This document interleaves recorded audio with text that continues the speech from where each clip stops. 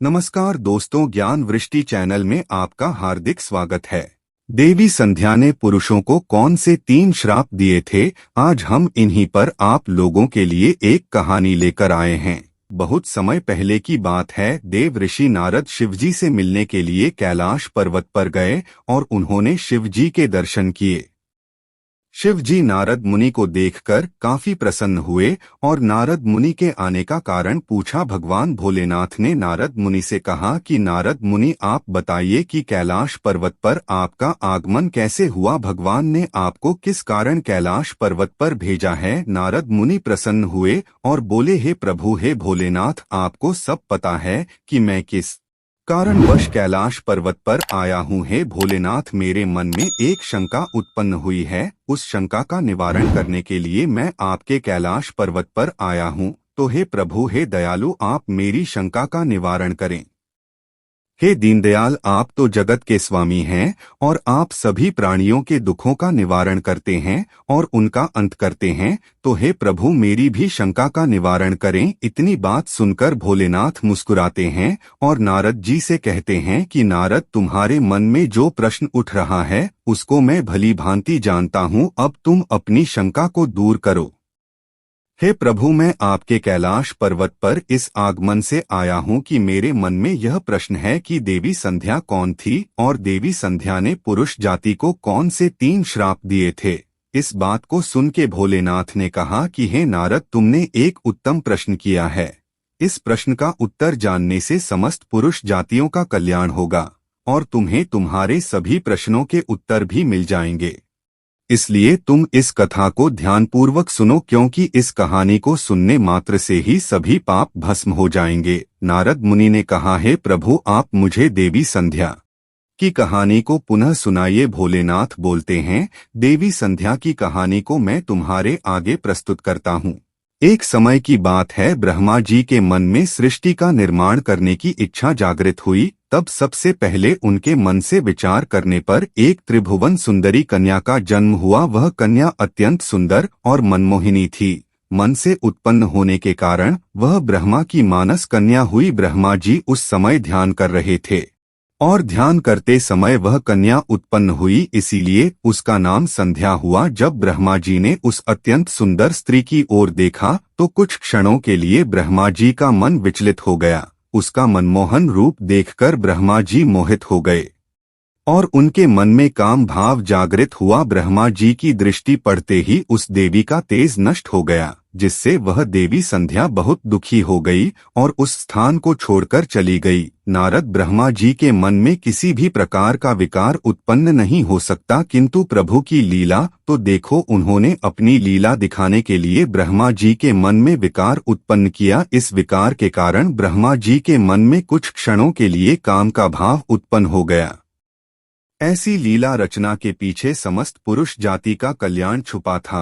अब तुम प्रभु की इस विचित्र लीला को ध्यान से सुनो। ब्रह्मा जी के ऐसे व्यवहार से देवी संध्या अत्यंत दुखी होकर चंद्रभागा पर्वत पर ध्यान करने के लिए चली गई। वहां जाकर उसके मन में इस बात की चिंता सताने लगी कि मैं तपस्या किसकी करूं, कौन से भगवान की आराधना करूं। इसी विचार से वह पृथ्वी लोक पर बृहलोहित नाम के सरोवर के पास चली गई और वहीं पर खड़ी हो गई। फिर महर्षि वशिष्ठ उसी स्थान से गुजर रहे थे तो उन्होंने देवी संध्या को सरोवर के पास अकेले खड़ा हुआ देखा तो पूछने लगे, तुम कौन हो, किसकी पुत्री हो, इस भयंकर वन में किस लिए घूम रही हो। यदि कोई गोपनीय बात ना हो तो अवश्य तुम्हारा उद्देश्य बताओ। तब देवी संध्या ने उनके साथ जो हुआ वह बताया। मैं इस पर्वत पर तपस्या करने के उद्देश्य से आई हूँ। कृपया आप मुझे बताइए, मैं किसकी तपस्या करूं, मुझे अब इस दोष से कौन मुक्ति दिलाए। कृपया मुझे उपदेश देकर अनुग्रहित कीजिए।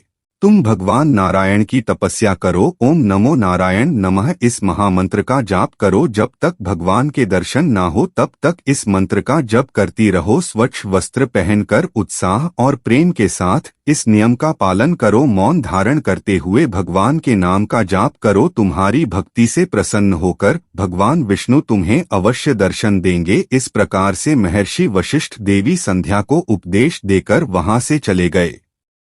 देवी संध्या को अब तपस्या का मार्ग मिल गया। उसके हर्ष की सीमा न रही और वह बड़े आनंद के साथ श्री हरि की तपस्या में लग गई। महर्षि के बताए हुए नियमों का पालन सावधानी से करने लगी।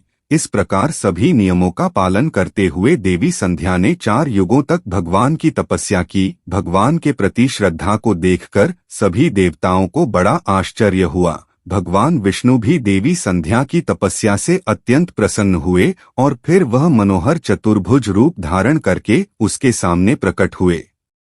संध्या से कहा, हे देवी उठ जाओ, मैं तुम्हारी भक्ति से अत्यंत प्रसन्न हूँ। भगवान विष्णु की मनोहर छवि देखकर देवी संध्या शीघ्रता से खड़ी हो गई। भगवान का वह रूप सैकड़ों सूर्य के समान दिखाई पड़ रहा था।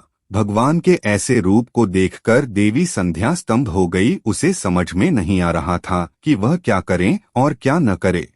उसके मन में भगवान की स्तुति करने की अभिलाषा हुई, किंतु उस रूप को देखकर कुछ भी बोल नहीं पा रही थी। फिर भगवान विष्णु ने देवी संध्या की मनोच्छा को जान लिए और उसे दिव्य ज्ञान, दिव्य दृष्टि तथा दिव्य वाणी प्रदान की। संध्या बड़े उत्साह से भगवान विष्णु की स्तुति करने लगी। उसके एक एक वाक्य में उसकी भक्ति और समर्पण दिखाई पड़ रहा था।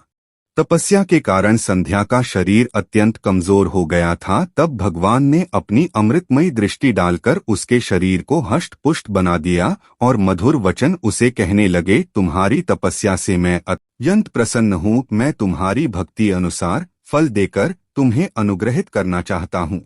तुम अपनी इच्छा के अनुसार वर मांग लो। फिर देवी संध्या ने कहा कि संसार में जितने भी प्राणी हैं, पैदा होते ही उनके मन में काम का विकार उत्पन्न ना हो। दूसरा वर मैं यह मांगती हूँ कि मेरा पतिव्रत धर्म कभी खंडित ना हो। और तीसरा वरदान मुझे यह दीजिए कि अपने पति के अलावा किसी अन्य पुरुष के प्रति मेरे मन में आसक्ति ना हो। जो भी पुरुष मेरी और काम भाव से देखें तो वह नपुंसक हो जाए। आज तुमने संसार के कल्याण के लिए उत्तम वर मांगे हैं, इसीलिए आज से ही पैदा होने के बाद किसी भी प्राणी में कामवासना का भाव नहीं होगा। मनुष्य के शरीर की 4 अवस्थाएं होगी, बाल्या, कौमार्य, यौवन और जरा। कौमार्य अवस्था के अंत में ही काम भाव का उदय होगा। तुम्हारी इस तपस्या से आज मैंने यह मर्यादा स्थित कर दी है। संसार में कोई भी प्राणी पैदा होते ही काम भावना से युक्त नहीं होगा। तुम्हारे सतीत्व की प्रशंसा तीनों लोकों में होगी और तुम्हारे पति के अलावा जो भी पुरुष तुम्हें काम की दृष्टि से देखेगा वह तुरंत ही नपुंसक हो जाएगा। तुम्हारा पति बड़ा भाग्यवान, तपस्वी, सुंदर तथा तुम्हारे साथ 7 कल्पों तक जीवित रहने वाला होगा। देवी, तुमने जो जो वर मांगे हैं वह मैंने तुम्हें प्रदान कर दिए। अब मैं तुम्हारे मन की बात कहता हूँ। तुमने अग्नि में अपने शरीर को त्याग देने की प्रतिज्ञा की थी। यह प्रतिज्ञा तुम्हें इसीलिए करनी पड़ी क्योंकि ब्रह्मा की दृष्टि तुम पर पड़ चुकी थी। निर्दोष होने पर भी तुम अपने इस शरीर को त्यागना चाहती हो। यहाँ से पास ही चंद्रभागा नदी है। उस नदी के तट पर महर्षि मेधाती एक ऐसा यज्ञ कर रहे हैं जो 12 वर्षों में पूर्ण होगा।